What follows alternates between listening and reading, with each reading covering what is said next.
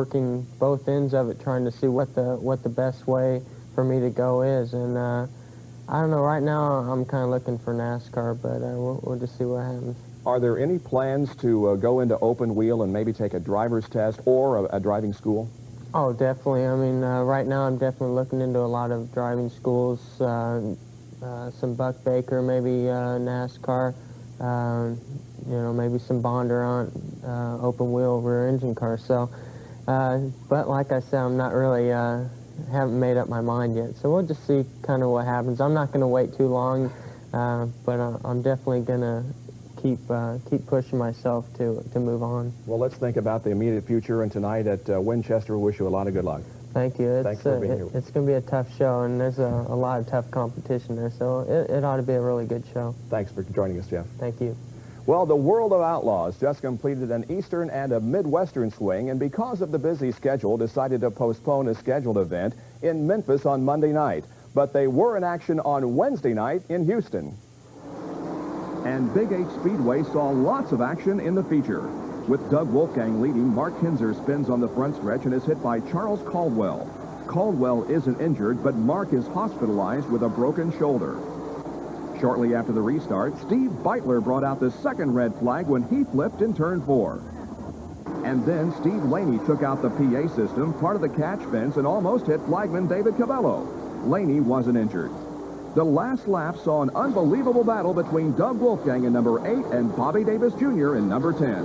Wolfgang and Davis side to side as the white comes out. This one's for the checkered flag. The last lap. It's Wolfgang down low. Davis up high. Wolfgang taking the lead. Here we go to the checkered. Wolfgang, he wins it.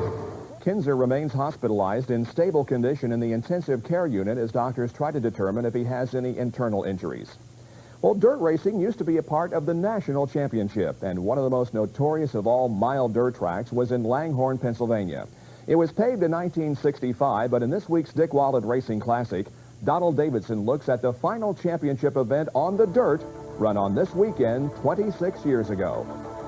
It's Father's Day 1964, and there are plenty of dads on hand for the 100-mile USAC Championship car race. Another Father's Day race more than 20 years later will hold fond memories for Mario Andretti. But today's special, too, because Mario is making only his second IndyCar start. Meanwhile, veteran A.J. Foyt, on a 4-race winning streak, uses an unusual means to trim his race car to perfection.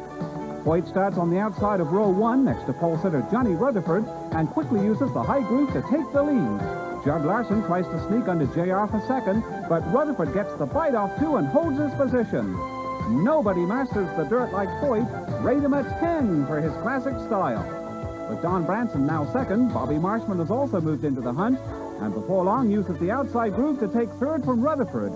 The grueling pace takes its toll as JR is out just 10 laps from the end. On this day, Foyt leads wire to wire to remain undefeated in 64. He'll go on to record the winningest percentage in a single IndyCar season, 10 wins in 13 starts.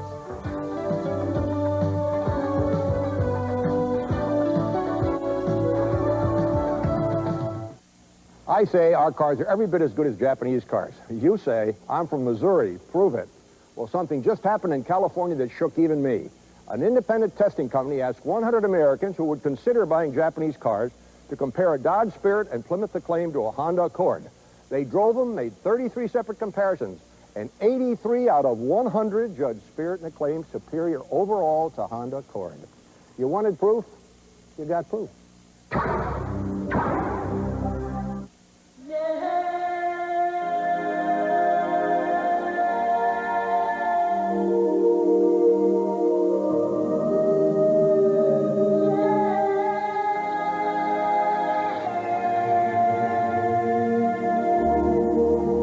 Life's full of simple pleasures, like the comfort of Levi's jeans. Or had you forgotten? Welcome back to the show. Twice a year, off-road racers head for Baja, California. The longest event on their schedule, the Baja 1000, is held there annually in the late fall. The spring event covers less than half the distance, but is just as grueling. Steve Weiss reports. Nearly 300 motorcycles and four-wheel vehicles competed in this year's Score Presidente Baja Internacional. The Ironman, Ivan Stewart, a pre-race favorite, took the early lead in his bid to win his third desert race of the season. He was pushed by Robbie Gordon in a BFG Ford, here passing veteran off-roader Walker Evans. As usual, Baja presented a number of challenges, including a flash flood that sent a wall of water over the race course. 68-year-old Greg Simons was the oldest driver on the course. He actually didn't start racing until the age of 48 and says despite his age, he can still be competitive. Today's buggy and trucks with the sophisticated suspension systems that we have are just a big rocking chair. Simons and the rest of the pack chased Stewart in his Toyota Yokohama truck all day long. Stewart, knowing his lead in the class seemed safe, told us in an air-to-ground radio interview he would take no chances down the stretch.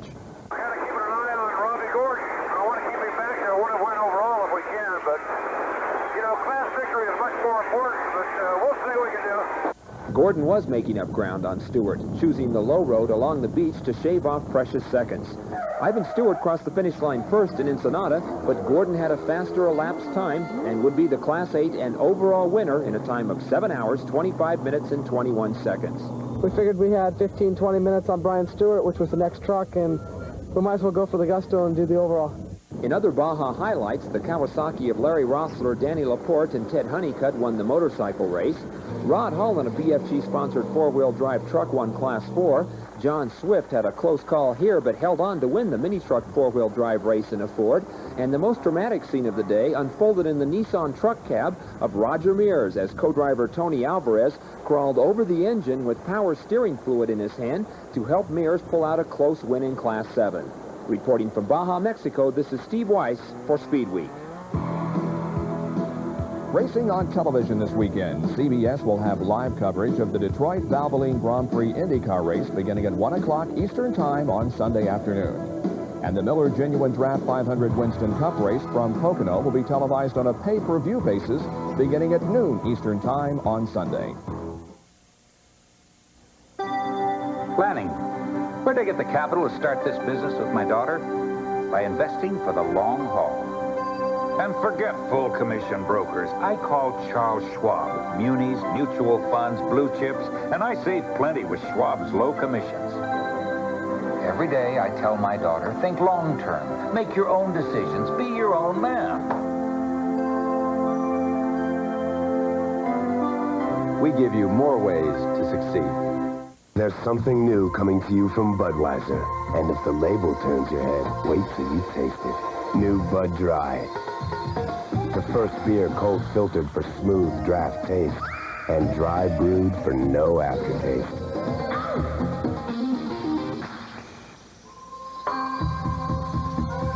So if you're looking for smooth taste with no aftertaste, turn here. Try Bud Dry. Mike Tyson returns to the ring after losing his title. George Foreman continues the most incredible comeback in heavyweight history. Take an inside look at both contenders with live reports tonight on ESPN Sports Center. Travel arranged through Eastern Airlines, now taking off with terrific fares to 17 Florida destinations. At Eastern, we're building a great new airline. And finally, our last story tonight focuses on the notion that not all CEOs are hooked on golf. ESPN President Roger Werner decided to hook up with Speedweek executive producer Terry Lingner, off-road commentator Marty Reed, and former Formula 3 racer Joe Saletti to face off against 70 other starters in the IMSA Firestone Firehawk 24 Hours of Watkins Glen. Calm, cool, and collected, our fearless leader exuded confidence before the battle. Yes, storm right to the front. Just burn the wheels right off it. A well-planned driver rotation call for Roger to do the second stint after Hot Shoe Saletic moved the Aiken White Porsche 944 through the field and the rain. Only problem was that Roger got the opportunity to drive in the hottest part of the day. But he still looks fresh, don't you think? The day turned into night, and the auspicious full moon ended up being a godsend. A short in the running lights rendered them useless.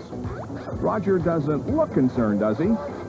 Later, notice the methodical, lightning-quick driver change. No one's tired here, are they? Well, Reed and Linger took the double nickel Porsche through the rest of the night and early morning. And guess who's waiting in the wings to bring her home? At 22 hours and 58 minutes, Werner drove superbly to chase down 10th place in the Grand Sports Division and 25th overall. But unfortunately, his driving time wasn't over. Third part is I get out of the car here, I've got a shower, and then I got a 5-hour drive. There might be something in order for that, Dow. And congratulations from all of us at Speedweek for making it through. Defending champion John Heinrichsey, who has 7 24-hour showroom stock victories to his credit, won the event in a Camaro along with his co-drivers. And that's it for another edition of Speedweek. We leave you with more sights and sounds from the 24 hours of Watkins Glen. So long, everyone. Speedweek has been brought to you by Quaker State. The Big Q is one tough motor oil. And by new Bud Dry, the first beer cold filtered for smooth draft taste and dry brewed for no aftertaste.